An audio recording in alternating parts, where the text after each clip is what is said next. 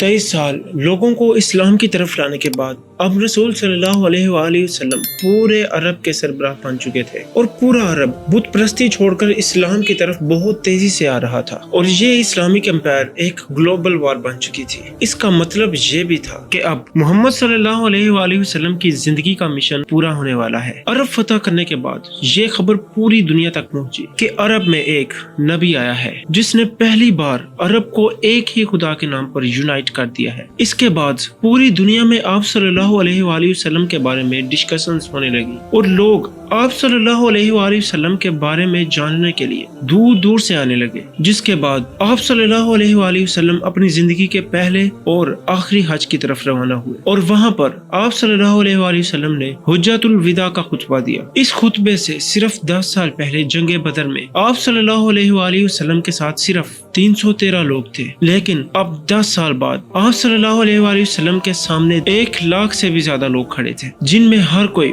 White, black, brown हर कोई मौजूद था। आप सल्लल्लाहु अलैहि वसल्लम ने दुनिया में सबसे पहले ग्रेसिज्म को खत्म करने का हुक्म दिया और कहा कि किसी काले को किसी गोरे पर और किसी गोरे को किसी काले पर कोई फोकियत हासिल नहीं, और औरतों के हुकूक पर भी बात की। आप सल्लल्लाहु अलैहि वसल्लम ने उस दिन जो बातें की थी वो आज भी ह्यूमन चार्टर का हिस्सा है। इस खुतबे के आखिर में वहाँ पर खड़े तमाम लोगों ने गवाही दी कि आप सल्लल्लाहु अलैहि वसल्लम दुनिया के आखिरी पैगंबर हैं। हज करने के बाद आप सल्लल्लाहु अलैहि वसल्लम मक्का से मदीना की तरफ रवाना हुए। रास्ते में आप सल्लल्लाहु अलैहि वसल्लम ने मुसलमानों के इस सारे काफिले को गदीर खुम का मशहूर खुतबा दिया, जिसमें हजारों मुसलमानों के सामने आप सल्लल्लाहु अलैहि वसल्लम ने फरमाया कि जिसका मैं मौला उसका अली मौला। इससे पहले गज़वा तबूक के मौका पर आप सल्लल्लाहु अलैहि वसल्लम मौला अली अलैहिस्सलाम को अपनी जगह पर लीडर बनाकर गए थे। आप सल्लल्लाहु अलैहि वसल्लम ने फरमाया था, अली की निस्बत मेरे साथ ऐसी है जैसे हारून अलैहिस्सलाम की मूसा अलैहिस्सलाम से, लेकिन मेरे बाद कोई नबी नहीं आएगा। आप सल्लल्लाहु अलैहि वसल्लम ने मदीना वापस आकर एक छोटी सी फौज रोमन एम्पायर से दोबारा जंग के लिए तैयार की ताकि वो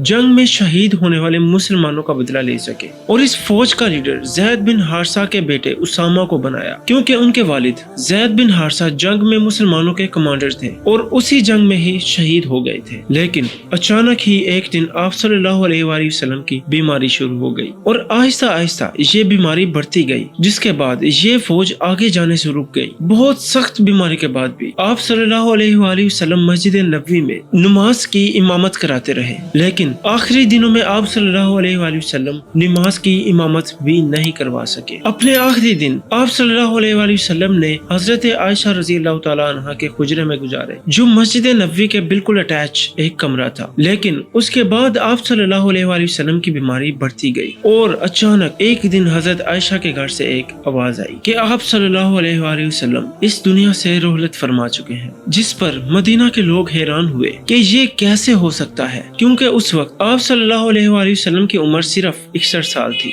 आज के कैलेंडर के मुताबिक, और इस्लामिक कैलेंडर के मुताबिक आप सल्लल्लाहु अलैहि वसल्लम की एज 63 इयर्स थी, 63 साल। आहिस्ता आहिस्ता ये खबर पूरे मदीने में फैलती गई और मदीना के लोग जोर जोर से रोने लगे, जिस पर हजरत उमर रज़ियल्लाहु ताला अन्हु को बहुत गुस्सा आया। तो उन्होंने अपनी तलवार निकाली और कहा कि जो भी कहेगा कि रसूल सल्लल्लाहु अलैहि वसल्लम जिंदा नहीं है तो मैं उसका सर कलम कर दूंगा। वो हजरत मूसा अलैहिस्सलाम की तरह कुछ अरसे के लिए गए हैं और फिर वापस आ जाएंगे, क्योंकि फिरौन की गुलामी से आजाद होने के बाद जब बनी इसराइल डेजर्ट में 40 साल तक फिरते रहे तो हजरत मूसा अलैहिस्सलाम उम्मत को छोड़कर 40 दिन तक कोहे तूर पर 40 दिन तक अल्लाह से बात करने के लिए गए थे। जिसके बाद उनकी उम्मत ने सोचा कि मूसा अलैहिस्सलाम वफात पा चुके हैं, लेकिन असल में मूसा अलैहिस्सलाम जिंदा थे और 40 दिन के बाद वापस आ गए थे। इसी तरह हजरत उमर ने भी यही कहा कि रसूल सल्लल्लाहु अलैहि वसल्लम अल्लाह से मिलने के बाद वापस आ जाएंगे, और वो ये सब इसलिए कह रहे थे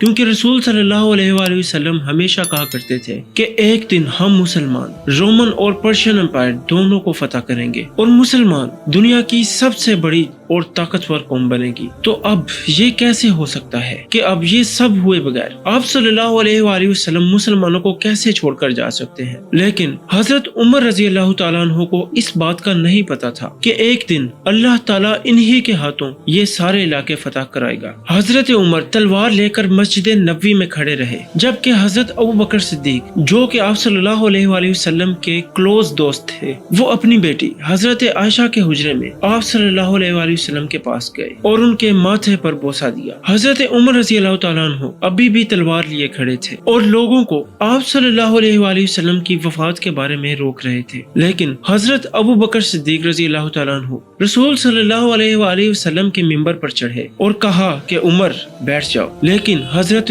उमर भी खड़े रहे। तो हजरत अबू बकर सिद्दीक ने सारे लोगों से कहा कि उमर को छोड़ दो और फिर अपनी जिंदगी की सबसे अहम स्पीच शुरू की। हजरत अबू बकर सिद्दीक के बारे में सब लोगों को पता था कि जब भी आप सल्लल्लाहु अलैहि वसल्लम कोई बात करते तो सबसे पहले रोने वाले हजरत अबू बकर सिद्दीक थे, लेकिन जिस दिन सारा मदीना जोर जोर से रो रहा था, उस दिन हजरत अबू बकर सिद्दीक ने अपने गम को कंट्रोल किया, क्योंकि उन्हें पता था कि आज ये सिर्फ रोने का दिन ही नहीं बल्कि रसूल सल्लल्लाहु अलैहि वसल्लम के मिशन को आगे बढ़ाने का दिन है। Like, share and subscribe.